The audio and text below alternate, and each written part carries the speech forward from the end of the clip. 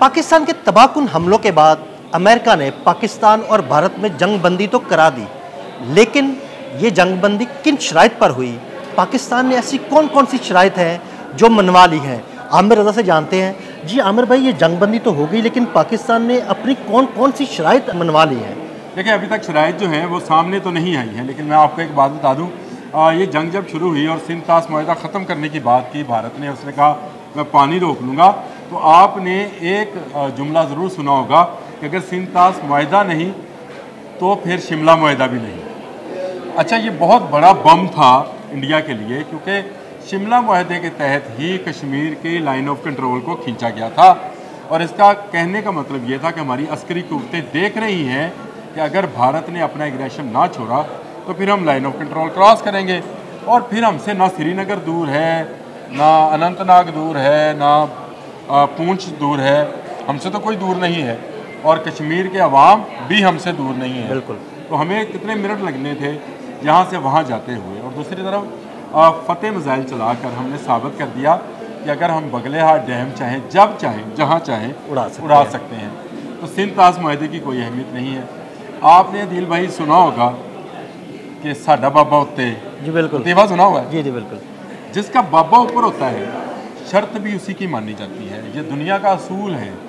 दूसरी जंग अज़ीम के बाद अमेरिका का बाबा ऊपर था, उसने अपनी तमाम शराइत जर्मनी से मनवाई, जर्मनी को 2 लख्त किया, और उसके बाद जर्मनी की इकॉनमी बहुत लंबे अरसे तक मशरक़ी और मगरबी जर्मनी में तकसीम रही। बिल्कुल।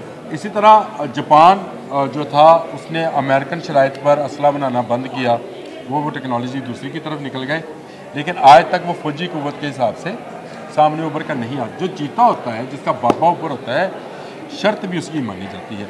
इस वक्त सारी दुनिया जानती है कि पाकिस्तान जब चाहे, जहाँ चाहे लाइन ऑफ कंट्रोल से क्रॉस करे, और भारत के उन शहरों पर जिनमें मुसलमानों की अक्सरियत है उनको वो आज़ाद करा ले।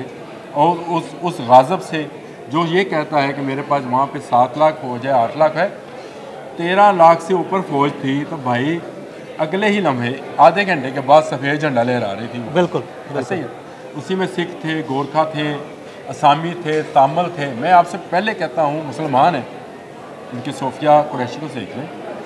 ये वैसे ही 5 हिस्सों में तकसीम है इस वक्त भारत।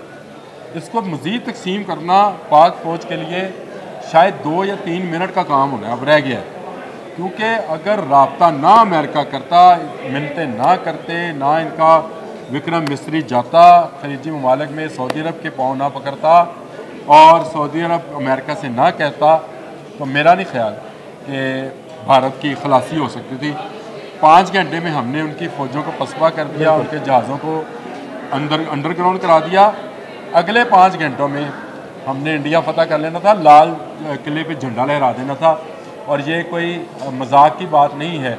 पाकिस्तान जिस एग्रेशन के साथ आया था, अभी सिर्फ 2 मिसाइल यूज़ किए थे, फतह 1 और फतह 2।